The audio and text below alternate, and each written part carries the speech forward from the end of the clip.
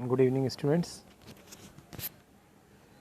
जैसा कि हमारी बात हुई थी, आज हम लोग लिटरेचर का फर्स्ट चैप्टर करेंगे और चैप्टर का नाम है, आप सब लोग जानते हो, a girl with a basket, written by William C Douglas.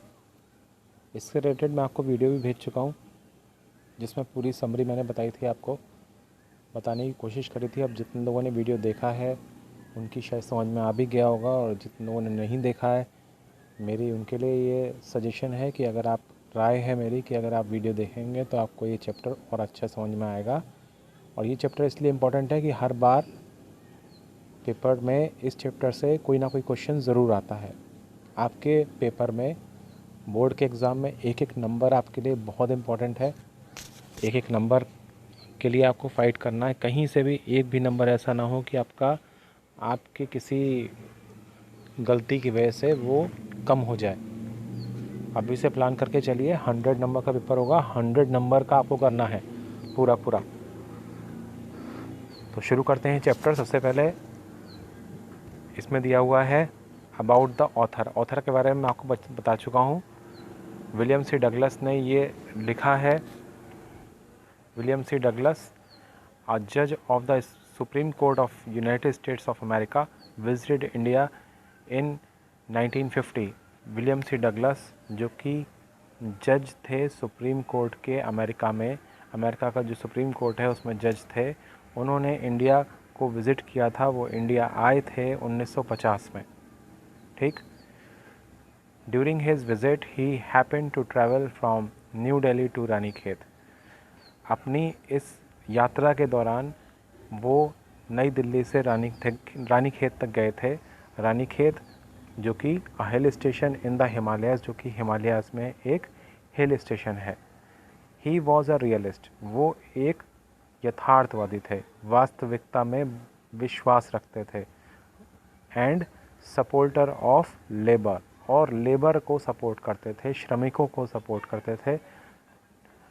He also loved self respect and self confidence. उन्हें इसके साथ साथ उन्हें आत्मसम्मान और आत्मविश्वास जैसी चीज़ें बहुत पसंद थीं। आत्मविश्वास और आत्मसम्मान की भावनाएं उन्हें बहुत पसंद थीं।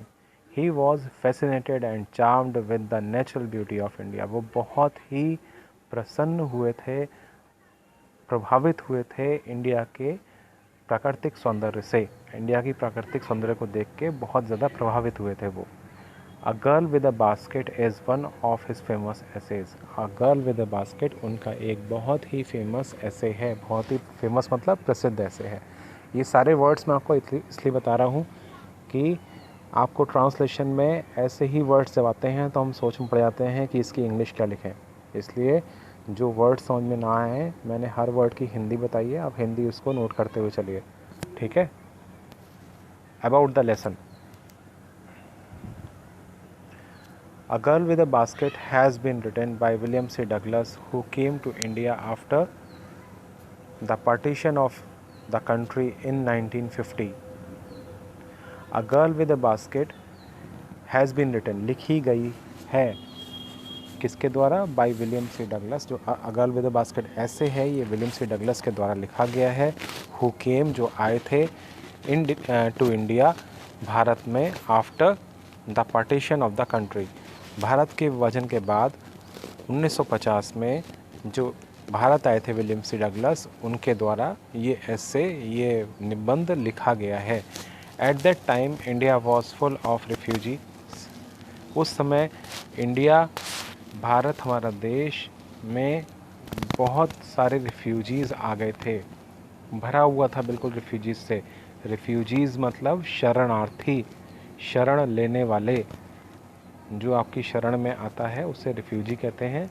जो दूसरे, स्पेशली रिफ्यूजी शब्द वो होता है, दूसरे देश से निकाले हुए लोग जब किसी देश में आते हैं और शरण लेते हैं उस देश में आके, तो उन्हें रिफ्यूजी कहते हैं, शरणार्थी कहते हैं। तो ये जो लोग थे वो एक धार्मिक कट्टरता के बेसिस पे, धार्मिक आंध्रता के बेसिस पे जो हमारा देश का विभाजन हुआ था, और उस समय बहुत सारे लोग इस तरफ से उस तरफ गए थे और उस तरफ से इस तरफ आए थे, तो वही लोग जो पाकिस्तान से यहाँ पे आए थे वो भर गए थे पूरी तरीके से देश में। एट दैट टाइम, उस समय में India was full of refugees. Bharat जो है वो शरणार्थियों से भरा हुआ था। हु वर ड्रिवन अवे मतलब भगा दिया गया था, निकाल दिया गया था।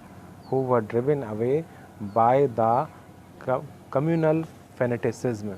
कम्युनल कहते हैं सांप्रदायिक, communal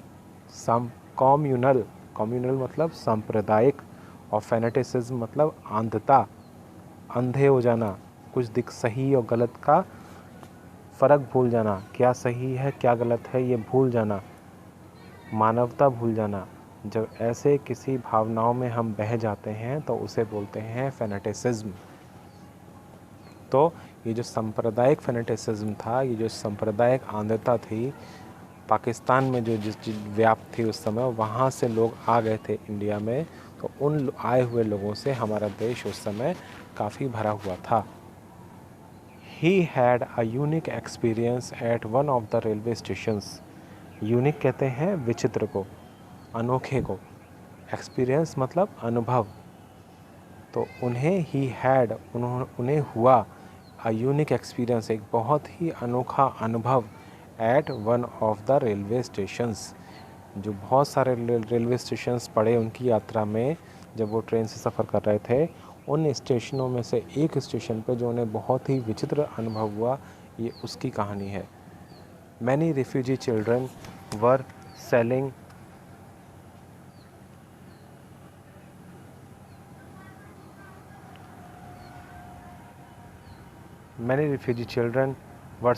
small articles like basket and fans.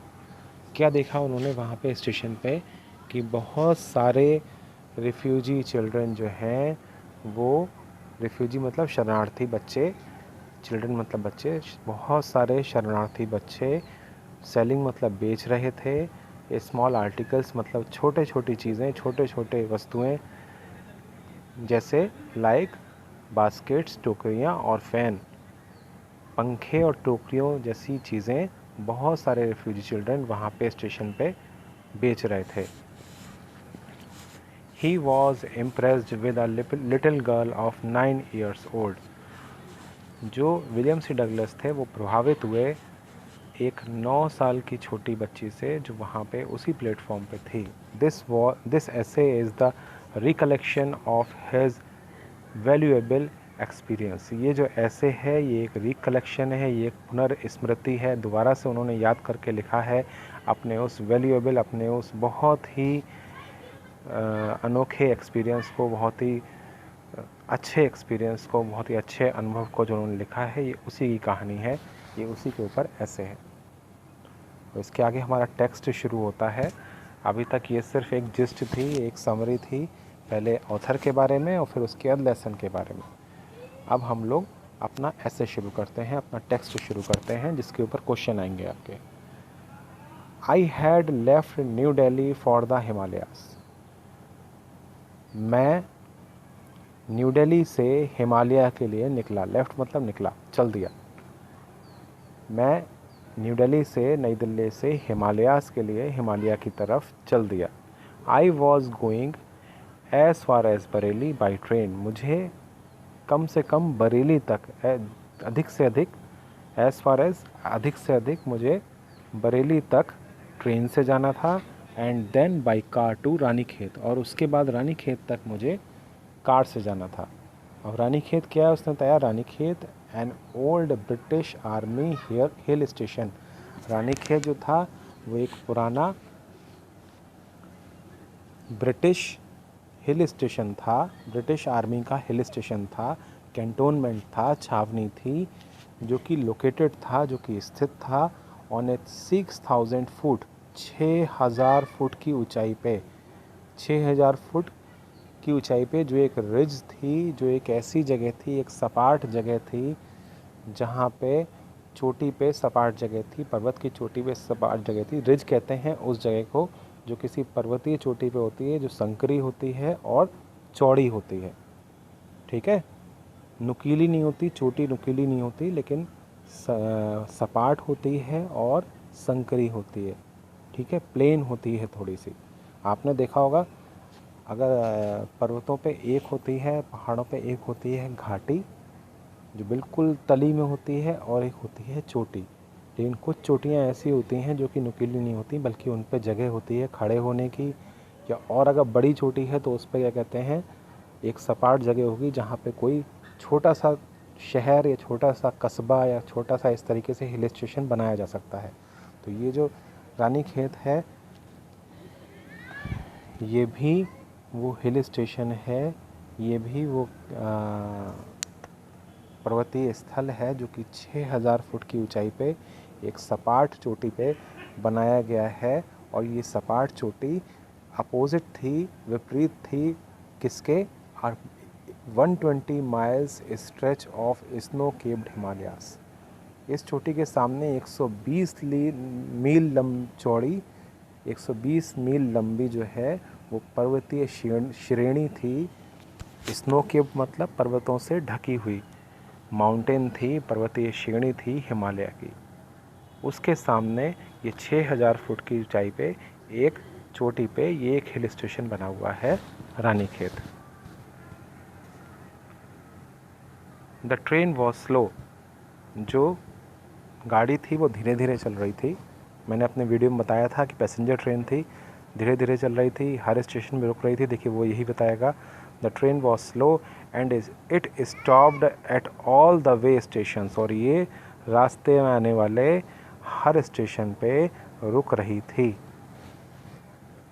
At every stop, और हर स्टॉप पे जहाँ पे भी ये गाड़ी रुकती थी, आई स्वंग अपॉन। स्वंग अपॉन फिर से एक फ्रेज़ है, नोट कर लेना। स्वंग अपॉन का मतलब है आ जाना। कहाँ आ जाना, देखो वो आगे बता रहा है, आई स्वंग अपॉन द डोर, मैं दरवाजे पे आ जा रहा था, दरवाजे पे आके खड़ा हो जा रहा था। ऑफ माई कंपार्टमेंट, अपने जो मेरा डिब्बा था, जिस डिब्बे में जो गाड़ी के जिस डिब्बे में बैठा हुआ था उसके दरवाजे पे मैं आ जा रहा था जब भी ट्रेन रुकती थी। एंड वॉकड द प्लेटफॉर्म, और प्लेटफॉर्म पे चलना शुरू कर देता था। ठीक है, जिन लोगों ने ट्रेन में सफ़र किया है वो जानते होंगे कि जब ट्रेन रुकती है तो बहुत सारे लोग तुरंत बाहर निकल के और टहलना शुरू कर देते हैं। ये राइटर भी उनमें से एक था, लेकिन इसका मोटिव कुछ अलग था बाहर टहलने का। वो मोटिव वो आगे वो जो अपना मंशा है वो आगे क्लियर करेगा, क्या उसकी मंशा थी बाहर टहलने की। द प्लेटफॉर्म्स व पैक्ड विद पीपल। प्लेटफॉर्म जो थे उस समय के प्लेटफॉर्म हुआ करते थे, अगर आपने वीडियो देखी होगी तो मैंने वहाँ पे उसमें एक प्लेटफॉर्म और ट्रेन की पिक्चर भी डाली थी उसमें। द प्लेटफॉर्म्स व पैक्ड विद पीपल, प्लेटफॉर्म जो थे वो भरे हुए थे लोगों से। अब ये कैसे लोग थे वहाँ पे, देखिए, सिख, मुस्लिम, हिंदूज, मतलब सारी कम्युनिटी के लोग वहाँ प्रेजेंट थे, सारे ही धर्मों के लोग वहाँ पे उपस्थित थे प्लेटफॉर्म्स पे।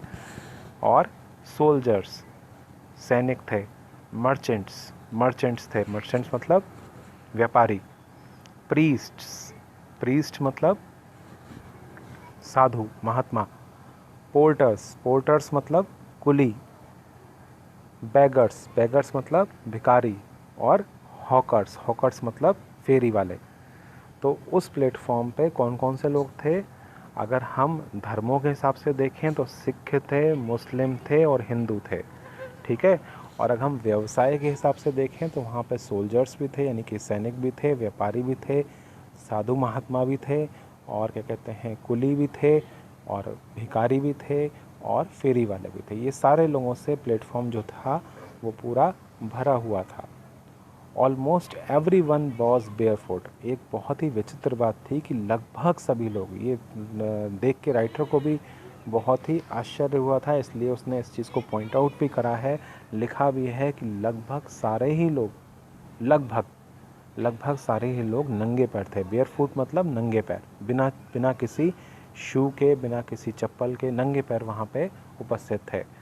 And dressed in loose white garment, और उन सब लोगों ने ढीले ढीले सफ़ेद रंग के कपड़े पहन रखे थे। I would ask at least 3 people before I could find one who spoke English। अब क्योंकि राइटर की जो विलियम सी डगलस थी, ये अमेरिका से आए थे, इनकी मदर टंग जो थी इंग्लिश थी, इंग्लिश में ही बात कर सकते थे ये, इसलिए वो ये कह रहे हैं I would ask at least 3 people, मुझे कम से कम पहले 3 लोगों से बात करनी पड़ती थी, अब तब जाके 3 लोगों में मुझे एक ऐसा व्यक्ति मिलता था, बिफोर आई कुड फाइंड, मुझे मिल पाता था, वन हु स्पोक इंग्लिश, एक ऐसा आदमी जो इंग्लिश बोल सके। वी वुड टॉक अब वर्ल्ड अफेयर्स, हम बातें करते थे। अब जो उन्हें मिल जाता था व्यक्ति, वो उन लोगों से वो उससे बात करते थे किसके बारे में, वैश्विक घटनाओं के बारे में। वर्ल्ड मतलब विश्व से संबंधित, अफेयर्स मतलब घटनाओं के बारे में, वैश्विक घटनाओं के बारे में बात करते थे। एंड एवरी मेजर टॉपिक, और हर उस विशेष मुद्दे पे, हर उस मुख्य मुद्दे पे, मेजर मुख्य मुद्दे पे, टॉपिक मतलब मुद्दा, हर उस मुख्य मुद्दे पे the newspaper of the day produce, जो कि उस दिन के न्यूज़पेपर में छपा था, मतलब समाचार पत्रों में छपने वाली हर उस महत्वपूर्ण खबर के ऊपर, हर उस महत्वपूर्ण टॉपिक के ऊपर वो डिस्कस करते थे, और वर्ल्ड के, विश्व के मुद्दों के ऊपर डिस्कस करते थे उस आदमी से जो उन्हें मिलता था 2-3 लोगों से बात करने के बाद, इंग्लिश बोलने वाला।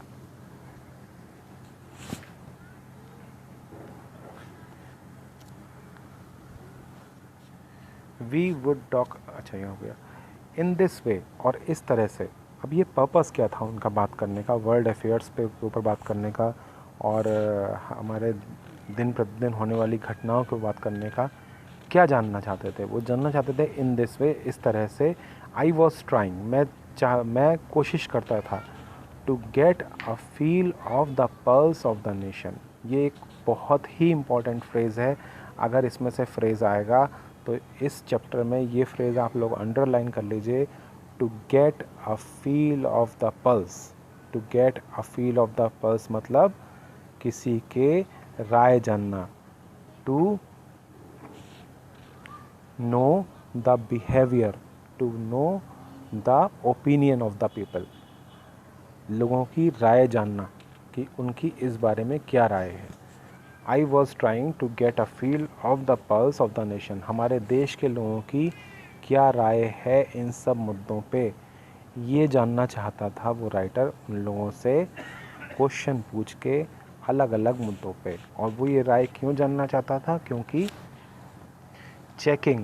वो चेक करना चाहता था opinion against official attitudes and reports, लोगों की ओपिनियन में और ऑफिशियल एटीट्यूड्स में, जो सरकारी, जो क्या कहते हैं, मान्यताएं हैं, सरकार के द्वारा दिए गए जो बयान हैं, जो ब्रिटिश गवर्नमेंट्स के द्वारा दिए गए बयान हैं, और जो उन्होंने रिपोर्ट तैयार करी है इंडियंस के बारे में, उनमें और वास्तविक लोगों की राय में क्या डिफरेंस है, ये डिफरेंस जानने के लिए, इंडियन लोगों की एटीट्यूड जानने के लिए, भारत के लोगों का व्यवहार जानने के लिए वो ये सारे क्वेश्चंस करता था। ठीक है, अब इसके आगे हम लोग कल कंटिन्यू करेंगे, वरना वीडियो बहुत लंबा हो जाएगा, आप लोग डाउनलोड नहीं कर पाओगे। Thank you very much. इसे ध्यान से फिर से पढ़ लीजिएगा, एक बार वीडियो देख लीजिएगा, बहुत ज़रूरी है।